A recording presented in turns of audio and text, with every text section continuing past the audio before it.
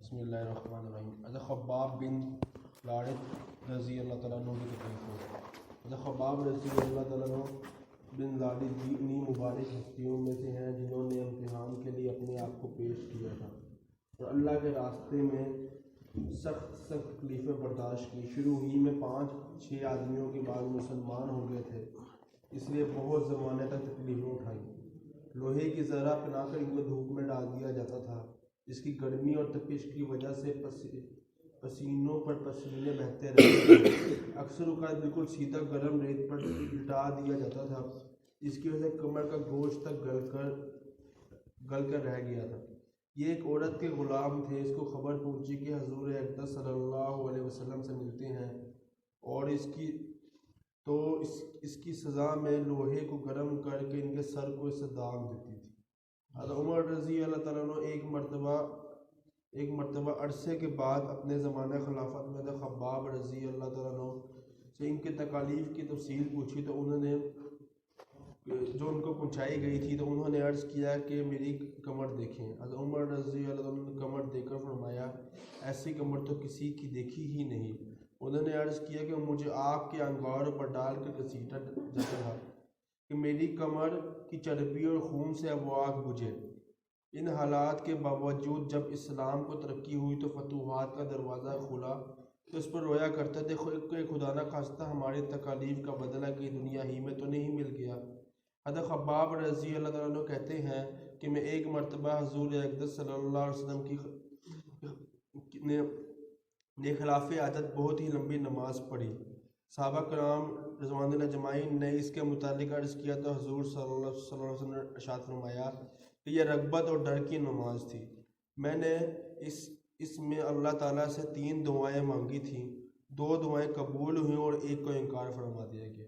میں نے دعا مانگی کہ میری ساری امت قحط سے ہلاک نہ ہو جائے، یہ قبول ہو گئی.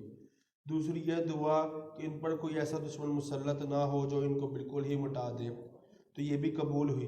اور تیسری یہ دعا کہ ان میں آپس میں لڑائی جھگڑے نہ ہو، یہ بات منظور نہیں ہوئی.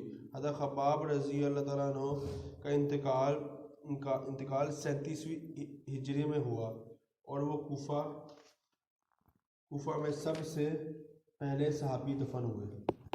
ان کے انتقال کے بعد حضرت علی کرم اللہ وجہ کا گزر ان کی قبر پر ہوتا تو ارشاد فرمایا کہ اللہ خباب پر رحم فرمائے. اپنی رغبت سے مسلمان ہوا، خوشی سے ہجرت کی، جہاد میں زندگی گزار دی، مصیبتیں برداشت کیں.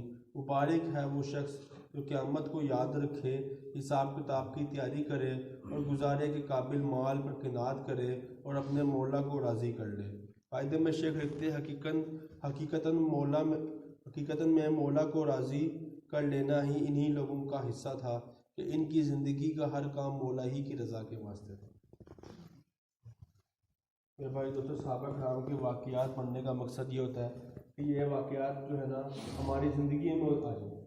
میرے دوستوں جو ہے نا آج جو ہے نا آج ہم جب ان کا واقعات پڑھیں اور اپنی زندگی پر نظر دہرائیں تو میرے بھائی دوستوں زمین آسمان کا فرق ہے کہ یہ لوگ اتنی تکالیف کے باوجود بھی اپنے اسلام میں پکے ہیں. خوشی سے میرے بھائی دوستوں یہ خوشی سے تکلیف برداشت کر رہے ہیں. ایک اس لیے کہ یار کہ نا اس اسلام کے لیے، کیونکہ میں دوستوں یہی وجہ تھی کہ دین جو تھا نا وہ 100% ان کی زندگیوں کے اندر تھا کہ جان مال وقت سب کچھ تو انہوں نے دین پہ لگایا ہوا تھا. آج میرے بھائی دوستوں میرا کچھ لگا ہی نہیں ہوا تو اس کی قدر میں دن میں کس طرح آئے گی.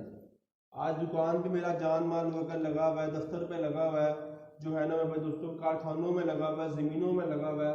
اس لیے اس کا ذرا سا نقصان جو ہے نا میرے سے برداشت نہیں ہوتا.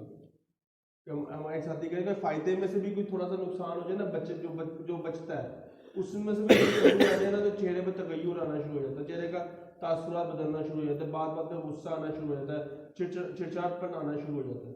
لیکن میرے بھائی دوستوں جب دین کسی کی نماز چھوٹ جائے تو میرے بھائی دوستوں آج ہم اپنی زندگیوں میں غور کریں کہ نماز چھوٹنے پہ یا کوئی جو ہے نا عمل چھوٹنے پہ کیا میرے یہ حالت ہوتی ہے.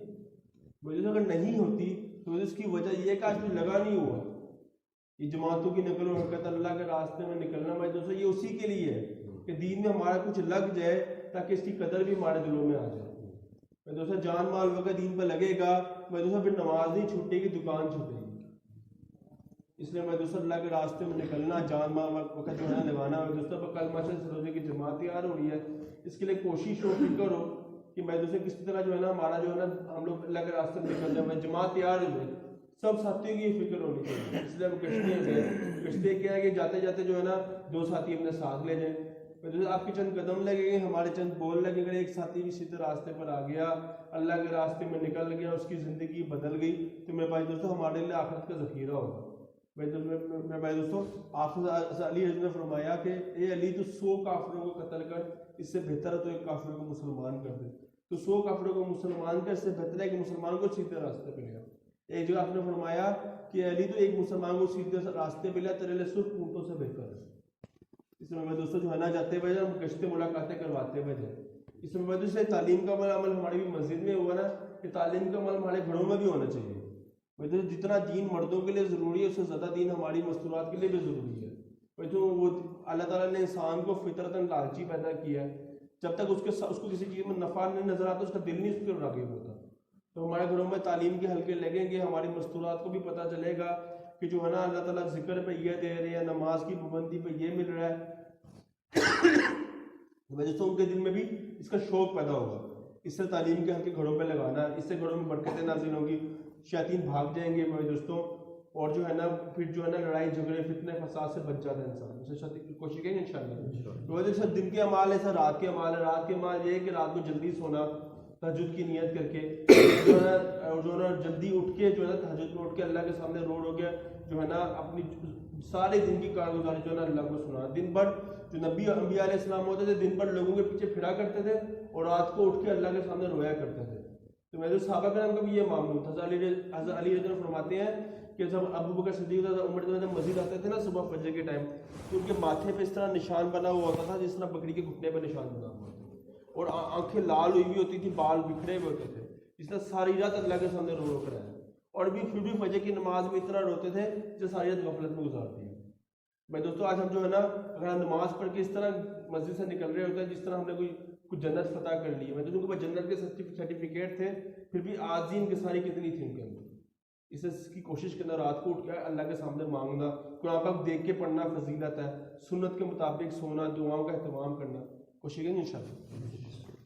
الحمدللہ رب العالمین والعاقبۃ للمتقین, الصلاۃ والسلام علی سید الانبیاء والمرسلین, لا الہ الا انت سبحانک انی کنت من الظالمین. یا اللہ ہمارے گناہوں کو معاف فرما دے, خطاؤں کو بخش دے. یا اللہ ہمیں دین کی عظیم جنت کے لیے قبول فرما لے.